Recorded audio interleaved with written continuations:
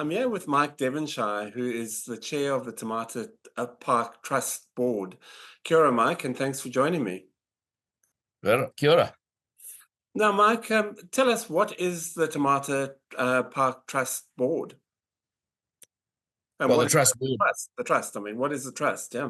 Well, the trust was a settled or basically established in 1927 by three brothers, the Chambers brothers, and the purpose of the trust was to put Tomato Park into a vehicle for the benefit of the people of Hawke's Bay forevermore. To that extent, they've been quite successful since 1927. Yeah, absolutely. Now, Tomato Park is the park around and including Tomato Peak. Is that correct? That is correct. Yeah, there's 107 hectares there, and it forms, particularly on the western side, it forms pretty much everything you can see, but it's certainly the high point. And on the eastern side, it's pretty much the ridge line. Yeah. Now on Anzac Day, I took a guest from Auckland up there, and it was absolutely packed. There were, I reckon there must have been 150 people there easily, mostly parked at the bottom, walking up, but also at the top, there were quite a few people parked there. What are sort of your yearly visitor numbers now? What are you getting up to? Well, it's extraordinary, really. I mean, 5 years ago, we did some pretty tight measurement of both the road and our main arterial tracks. So the district council helped us with some monitoring equipment, and what we found was there were at least 1 million visits in the car alone. So Wow. that's people traveling both to the car parks but also to the top. And then there was a significant more amount of visits by people, utilizing the tracks. So it's extraordinary. I mean, obviously, since the cyclone, there was a bit of a drop off, Yeah. but that's back to those numbers, as you rightly pointed out. Easter's and any holiday period is fraught with us, just managing that sheer wealth of number of Yeah. people. And what are some of the things that you do? You mentioned the term manage. What are some of the things that you and your team, I think you've got quite a few volunteers and that do to manage the park? Well, there's a broad range of things that have to be done. There are, we approximately have probably about 60,000 volunteer hours a year. That covers the whole gamut of managing a park. So that's down to weeding or planting or maintaining aspects of tracks. So there's pest control, you name it, we do it. So in essence, we have an operating budget which is around about just $450,000 or so. We start every year with zero. So we kindly have the benefit of support from the district council, which provides us with three contractors, if you like. They're the people that actually manage our communications and manage all of these volunteers and things in the park. Yeah. And then another third we have to go and find. So we don't have that money. And then there's a further third that comes through the regional council. They effectively fund a one FTE, which are effectively the two Alexes that people see in the park. They're very expert people who help with technical expertise around trees, tracks, and maintaining sort of the walkways, if you like. So they're critical to us. But yeah, there's a huge amount of things that can go on, from managing an accident in the park, if you like, advising people, that there's opportunities to help us.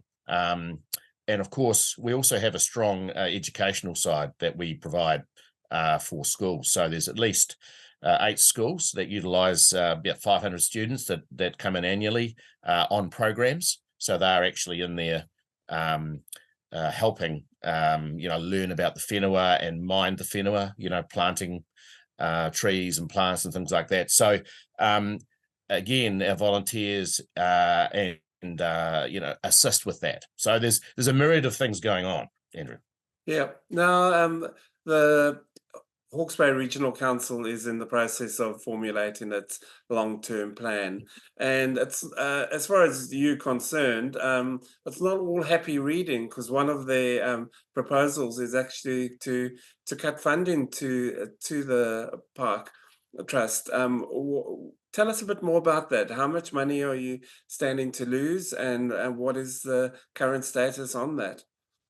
Well, I think I alluded to it before, but there's $120,000 effectively provided by the regional council per year, and that effectively just funds the one FTE. So there's 2 expert workers that they provide, and they are I guess integral to our management program. So the proposal from management at regional council is that their preferred option is that they cut any funding for 3 years. So and I think I've explained that our operating budget that's 1/3 of our operating budget and 1/3 of our expert advice and I guess guidance. So that's a serious hit to us. And the fact of the matter is that over the last 6 or 7 years, there's been an extraordinary amount of work done within the park. The demand is huge, and we struggle just to maintain the whole network of tracks for the demand. And the regional council support is critical to that.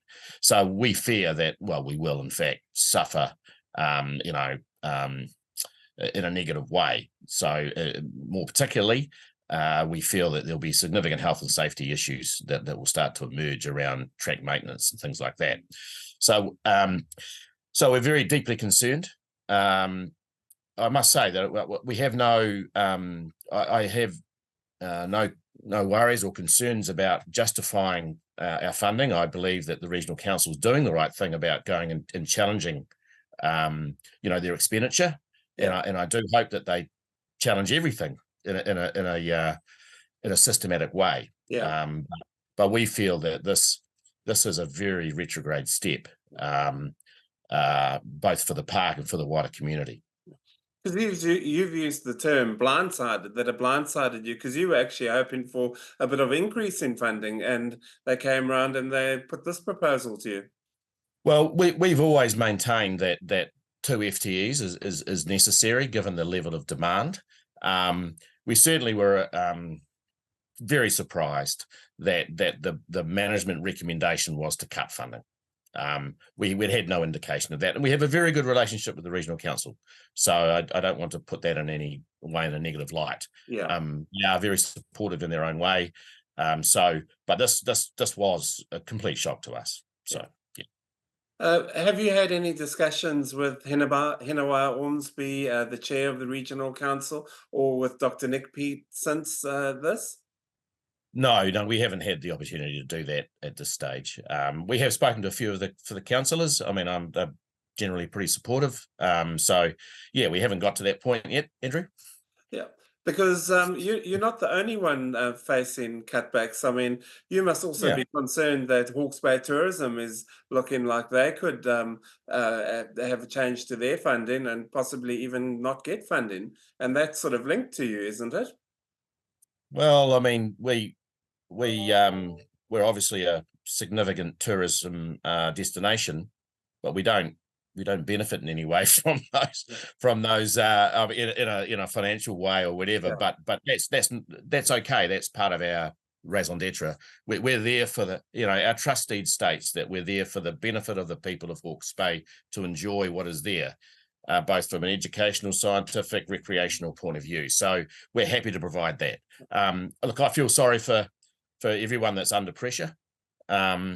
I feel that the regional park network and Tamata Park are wonderful assets. So yeah, I'm hoping that there's a way through this for everyone. But yeah, I mean, the tourism issue is a significant issue that should be discussed and debated widely. Now, you're not just sitting around, though. You actually have started a campaign called Yeah. Protect the Peak. Tell us about that. Well, I think Protect the Peaks really just trying to mobilize our community, that silent large majority who are so supportive of the park. So what we're just trying to do is just alert everyone that this is on the agenda, and encourage them to engage through the right channels, both directly with councillors and also making submissions to the long-term plan, because that is a very powerful way of supporting our cause. Now, you mentioned health and safety, and that standards could slip there. How important is health and safety on the peak? Because It's obviously, fun. it's dangerous, up there. It can Yeah. be. Yeah. Yeah. No, we take it very seriously. And we've invested quite heavily, in bringing tracks to a standard. It's not a it's not like walk along the foreshore in Napier. Yeah. It's not that sort of place. Yeah. But so there's signage, and there's a whole lot of stuff that's maintained, which these guys assist us with. But there's a certain level of support that we can, that we bring to the park to make people aware of the Yeah. risks. That's what is going to be seriously affected, because there's only so many hours in the day and things that we can do. So we're going to have to seriously consider whether some tracks do in fact remain open, just because they cannot be maintained by Oh, those experts. yeah. That'll be sad, because I was very impressed with the signage when I was up there. So it'd be sad if that's compromised in any way. The safety. Yeah. Well, that's true, and the signage is a very complex area, Yeah. and those guys are critical to helping us maintain that. Yeah. Now, what's the worst case scenario? Well, the worst case scenario is that we don't get our funding. Yeah. Um, What do you do then? well, we'll have to consider our risks accordingly. And as I rightly pointed out before, access to some of the park may be compromised. So we're going to have to make some decisions around that. So, what would you like to say in a sort of short sentence or two? What would you like to say to Hawke's Bay Regional Council? Well, I'd like to say to Hawke's Bay Regional Council that we're very humbled by their continued support, and have been over since the period that I've been involved with the park, which is coming on 8 years now. Yeah. We really cherish our relationship. We fully understand it's the situation they're in, but we would beseech them to look deep into their purpose and look at the well-being and the value that they bring to what we believe is the future model for management of parks, which is a collaboration between us, a private entity, and the other key stakeholders, which is the wider community, which is represented by the district council and the regional council. So bang for buck, you can't beat us, so don't cut us off. Mike Devonshire, thank you so much for your time, and we wish you well, and we hope that you get all the funding you deserve. It's a absolute taonga, the peak and that, and we hope we have many years of being able to enjoy it. Thank you, Andrew, and all the best to everyone out there. Thank Yeah. you. Thanks. Thank you.